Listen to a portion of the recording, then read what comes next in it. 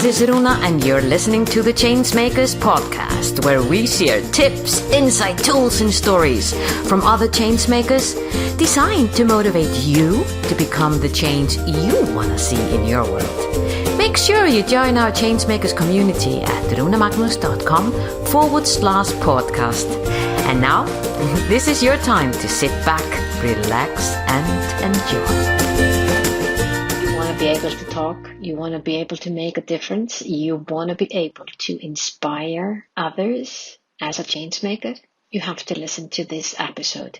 Anthony Waite, or Dr. Voice, is a dear friend of mine, a part of the network for transformational leaders, and in this episode he not only shares his own journey finding his voice, but he also shares how he has developed a system that is transforming people's lives and can transform yours. I'm talking about the central sound beam and how that opens up for the box that you might be in, holding you back from speaking fully your truth and your own unique wisdom. Ladies and gentlemen, Dr. Voice. Ducky Duck! Welcome to the Changemakers podcast, Dr. Voice. Thank you very much. Are we going to be doing this episode with a singing voice? Why not? I'm not sure if anyone wants to listen to this podcast if we do. So I'm going to dive directly into my first question. Dr. Voice. Yes. You started your biggest thing when it comes to being a vocal coach in prison. No. No, I didn't start it in prison. I've been doing vocal coaching for 40 years. Okay. But I was asked to work in a prison in 2010, where I was... in fact, I was doing a television program on Sky, and they said to me, could you do prisons or could you do football players with this same concept of changing people's lives through singing? And I said, yes, of course. So I managed to get a job in a prison.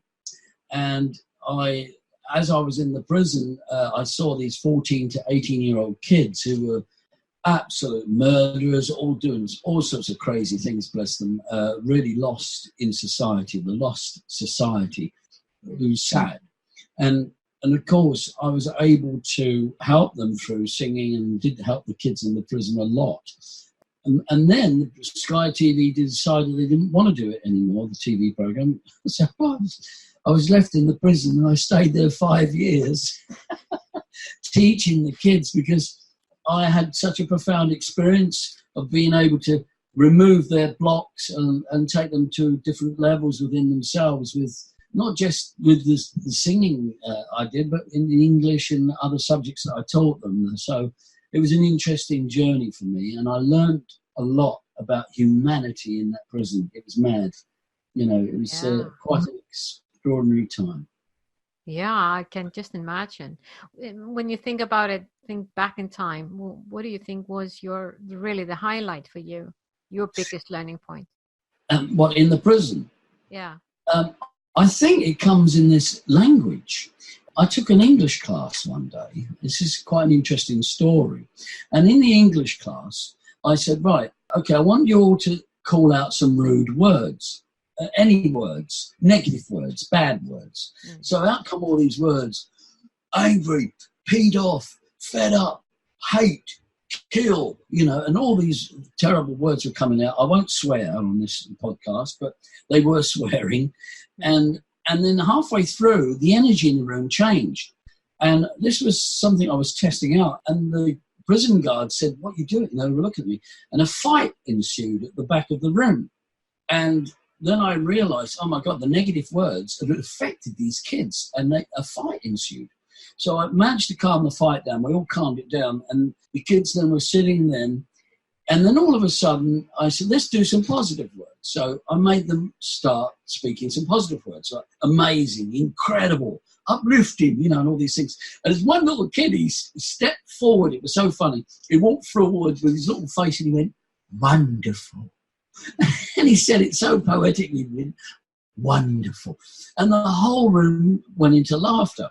Well, what was extraordinary about this, it really hit me, that when negative language was being used, it created a violent, upsetting environment in the feeling in that room between these prisoners. When we went on to the positive words and we got them talking and uplifting with these positive words, the energy in the room went up. So much so, for the first time in 5 years, they came up to me and all hugged me on the way out. Thanks, Doc, great lesson. And as they walked down the hallway, you could hear them saying, wonderful, wonderful, taking the mick out of the sky. And a month later, in the dormitory, in the prison cells, you hear them go, wonderful, still carrying this one word on throughout the whole prison. It was madness. But what did that tell me? It tells me and all of us that language is very powerful and that we must, as our parents used to say, watch your language. And it's true. Your language can dictate to the vibration of a room, to the vibration of something happening. What words are you using in your life? And that became a very brilliant, important part of my transformational work with people. Yeah, I could not agree with you more. Language is one of the cornerstones that we're talking about in the No More Boxes project and movement. Yes. Just that when we use a language that is consistently putting our focus on what separates us, not what unites us, we are creating separations. We are not creating unity. So, I could not agree with you more on that one. That makes me, when I go into language and, the language that we use for ourselves, when we talk about ourselves, yes, that are then preventing us to share our voice. Yes, indeed, our internal language. Like when people ask me, oh, your doctor voice, do you deal with the external voice? Yes, I do. And my expertise has been 40 years in training voices and stars and celebrities over the years. But there is an inner voice, which is the most important voice of all, because this inner voice is going to dictate to your outer voice. So what I tend to do is work with the voice outwardly, but also unite it with the inner voice, so that there's a coherence, a congruence, and a cohesiveness to one being who they really are when they speak. So when a person speaks, they are truly being themselves in their sound and their language. And it's so important to have that marrying, that harmony. Yeah, but there are not many people that have that, is there? Because we're all used to getting this advice, which I think is so interesting, when we're being told, just relax and be yourself. We all get that advice from people, but then how on earth are we going to be ourselves when we have no clue who we are? Absolutely. Well, here's the thing. Your true self. Yeah. I always say this is my saying, an adage I give to everybody. Your voice is the soundtrack to your life. It's the echo of who you really are. Because your voice was there right at the beginning of time when you were born. First thing was your breath. The second thing was wah, wah. Full confidence, full-blown energy, 64 muscles in your larynx ringing out to the universe saying, I'm here. And the confidence in that baby is extraordinary. It wouldn't even let you watch television. It doesn't give a damn. The baby is really full on in its sound. And the reason why is because sound is one of the most powerful vibrations in the universe. So when we enter into our own sound, which most people don't, Most people talk like this. There was two guys talking in my studio not so long ago. This was the conversation. Two directors of films here. And they was going, this was the conversation. Later. I stood there. I had no idea what they said. I thought I was on another planet. It's like we've learned and developed a nation of mumblers. Everybody mumbles, and it's true. And I had a recent dinner with a celebrity who's a very close friend of Richard Branson. And I mentioned to her, I didn't know she was a friend of Richard Branson. I mentioned to her, even Richard Branson, who's done some extraordinary work on this planet, when he speaks, he mumbles. And he's in a shy space because that's who he is. And I say this, if he used voice energy and the power of his sound, which is inherent in him and he doesn't, his effect on this planet would have been 100 times more. That is my opinion of the power of the voice. And it's sad that people don't, open up to this extraordinary thing called our voice, because we don't think about it. We don't even give it a time of day. We just go around aimlessly speaking from the top of our mind, thoughts and feelings we want to share with each other. If you did it via your voice, let me tell you, you would be so much more conscious, so much more aware of who you are. And you would certainly be with every word you're speaking, and every word you would say would be monumental, like a little present, like a little package you're giving to others. And that is real communication, because most of us just waffle on and say things aimlessly without being in tune with our sound or who we are. That is so powerful, Doc. So powerful. Yes, it is. Yeah. And I witness this a lot with all my clients. Yeah. I mean, I've got clients that come in and go, hello, mate. And I have no idea what, they're just waffling away. But when they work on their voices and work on their technique and work on who they really are in their sound, which is what I help them do, I do what you call the central sound beam, which is where I wake a person's central sound beam up. The central sound beam, I love this because it's a discovery I've only recently made, is that the central sound beam was there before the baby. So we go back right to the original part in us. And when we hit that central sound beam in our voice, it has this reverberating, powerful effect. And I've actually realized this from watching all the stars. One of my pupils, Sam Smith, who is a big star worldwide, I introduced him to the central sound beam. I didn't have a title for it then, but when I did, I saw what it did to his voice, and it gave him heights and things he didn't think he could do. And most people do this when they practice the central sound beam. And it's like, wow, where's that coming from? It stopped the world. His voice stopped the world. People go, who's that? Can't work it out. It's like, because it's not you. It's not the ego. Let's get this right. Yeah. Your central sound beam belongs to your soul, to the original sound in you, to the God force in you, to the God, which to me is generator, operator, destroyer. It's the actual power of who you are that's making your heart pump blood. It's the energy in you. And that sound beam is connected to that energy in you. When you feel that, experience that, you become more conscious, more alive in who you are and what you say. And what you sing. All the great stars who sing at the moment, I can sit there and I can show you, tick off sound beam there, sound beam there, sound beam there. And basically, the stars that are really at the top are the ones that are so in tune with their sound beam, it's not funny. And they've managed to make it a part of them. Here's the funny thing, they don't know. They don't know it's the sound beam. They're just saying, oh, it's my voice, I'm a good singer. And they've practiced so much all over the years, and they think it's their voice. Yes, it is, but it's the sound beam in their voice that is touching hearts and making people buy their records. What I call it, that's their X factor, the thing that no one else has, because that central sound beam is just theirs. Yes, and what's lovely about this, Runa, and I know you've shared this with me before, and I'm so excited about the boxes, is that the voice itself, most people are in a box with their voice. Oh, yeah. So what the central sound beam does, it opens the box up.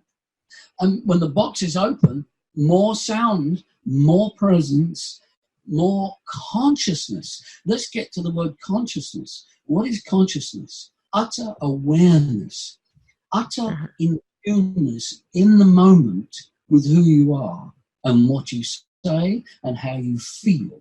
It's utter consciousness. And it's in consciousness we expand. We don't expand when we're thinking. In fact, I would go as far as to say this. When you think and when you have concepts, you are asleep. Yeah. So have you ever met a person that has not been able to discover or go into their central sound beam? Everybody has the potential. Everybody can do it. I've taken children. I've taken old people. I've taken deaf people, people with cerebral palsy. I mean, just in the singing side, because I say this to people around the world, everywhere, that I'm the guru of the wannabes because I can get anybody to sing. And a lot of singing teachers, they butt out when someone can't sing in pitch or when someone can't hear the notes. And they say, oh, God, they've got a big job on their hands. And they don't particularly like to teach people who cannot sing. But because I couldn't sing and I didn't have the ears, I went deeper into the ocean of the understanding of the voice, further down right to where the pearls were. So I was able to pick these pearls out of the deepest part of the ocean of the voice and understand, oh, if you did this and did that, you'll be able to sing like this and do this. And I managed to get all that experience from my own body because I had such a determined feeling of want to sing. And I couldn't. I sounded like Bob Dylan. If you heard me sing, I sound like Bob Dylan's grandmother. You know, I've got more albums, by the way. But you know, it's terrible. And so this hurt me that I couldn't sing. So I went on the journey of finding my own voice and then found it. And it was great when I knew I had 10 singing teachers in my life saying, you will never be a singer. Give up now. 10 singing teachers begged me not to sing. And I remember standing at the Albert Hall singing one night and at the Palazzo della Sport and Hollywood Bowl. And I remember singing in these places saying, where's those 10 singing teachers now? Yeah. I want to be I'm going to show them. Yeah, exactly. And that is so inspiring, Doc.